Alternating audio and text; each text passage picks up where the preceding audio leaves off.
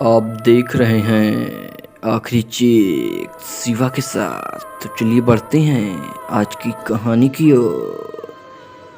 दोस्तों, यह तब की बात है जब मैं अपनी पत्नी शीला के साथ घूमने के लिए मनाली गया हुआ था। हम लोग दिन भर घूमने के बाद शाम के समय रूम लेने के लिए कई होटलों में जाते हैं, लेकिन सभी होटल पूरी तरह से बुक थे।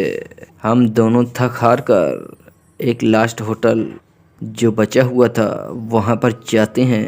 हम दोनों उस होटल के मैनेजर से पूछते हैं कि तो हमें पता चलता है कि इस होटल का कमरा नंबर 369 खाली है। हम लोग बिना कुछ सोचे समझे उस रूम को बुक कर लेते हैं। हमें क्या पता था कि इस कमरे को बुक करना हम लोगों की सबसे बड़ी गलती है। मैं अपनी बीवी के साथ 369 रूम में जाने के लिए उसकी चाबी मैनेजर से ले लेता हूँ।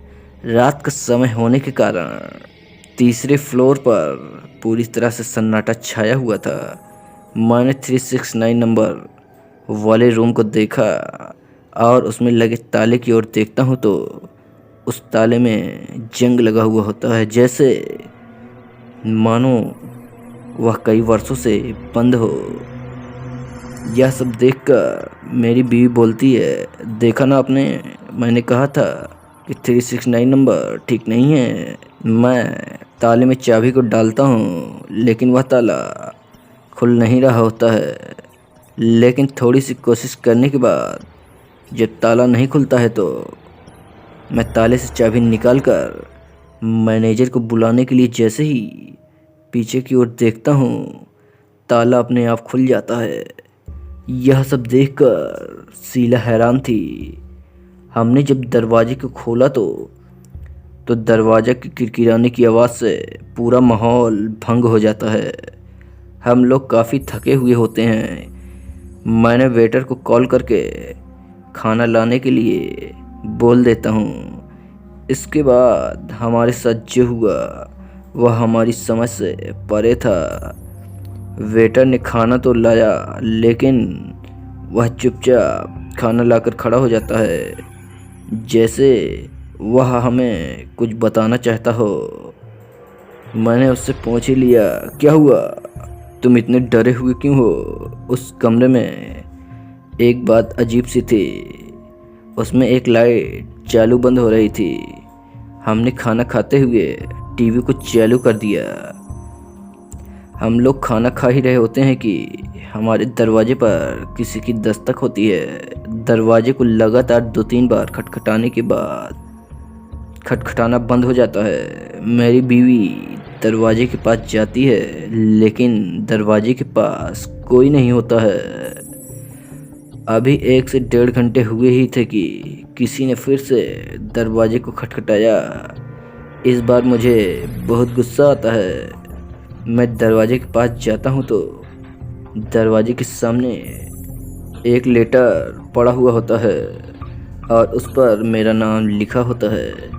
मैं उस लेटर को उठाकर वहीं पर खोलने लगता हूँ कि तभी मुझे एहसास होता है कि मेरे पीछे से कोई गुजरा है। यह घटना इतनी जल्दी हुई कि मुझे कुछ समझ में नहीं आता है कि आखिर मेरे साथ क्या हो रहा है। जब मैं दोबारा से देखता हूँ तो वह चिट्ठी अब वहाँ नहीं होती है। मैं दरवाजे को बंद करके अंदर आकर बैठ जाता हूँ।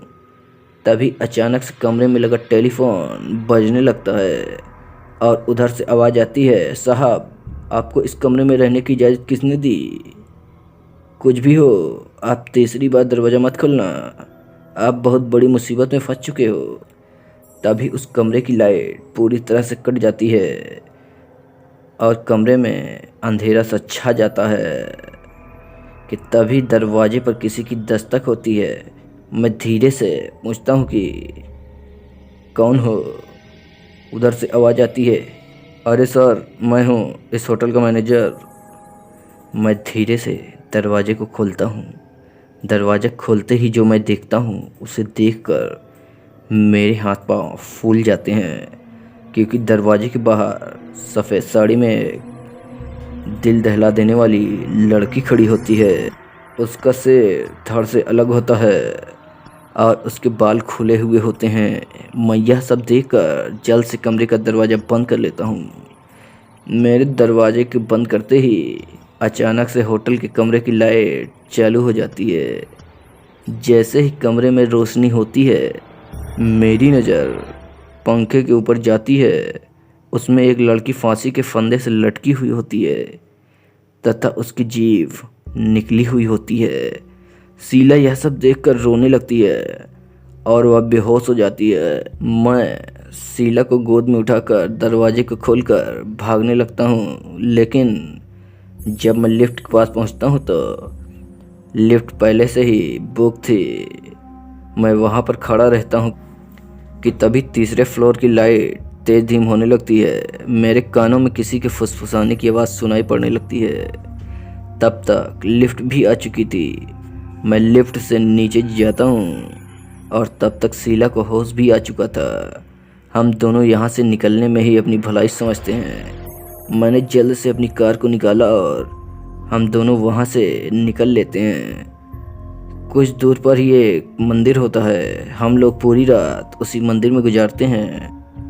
फिर सुबह शीला की तबीयत भी ख़राब होने लगी थी, इसलिए हम लोग सीधा मनाली से घर के लिए वापस चल देते हैं।